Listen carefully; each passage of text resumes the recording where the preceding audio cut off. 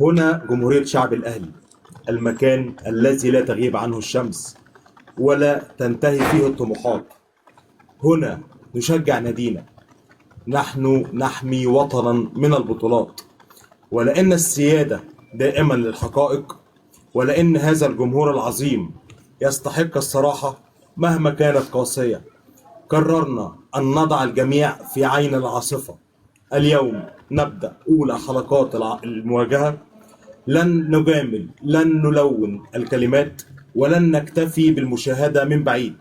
سنواجه الأخطاء ونحلل الأزمات ونحتفي بالبطولات بمنطق القوة لا بمنطق العاطفة.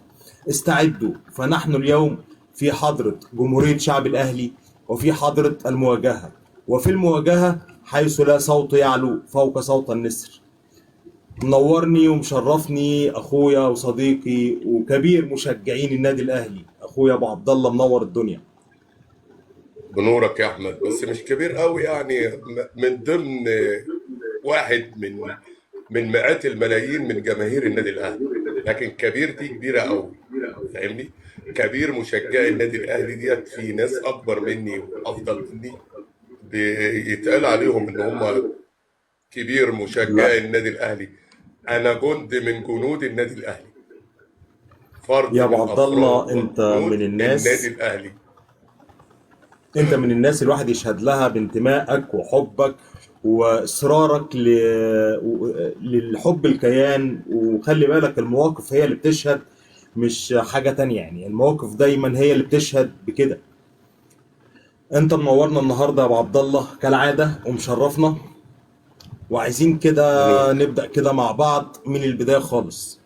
ابو عبد الله، انت اعتقد انت من صغرك انت ليه اخترت النادي الاهلي؟ ليه النادي الاهلي؟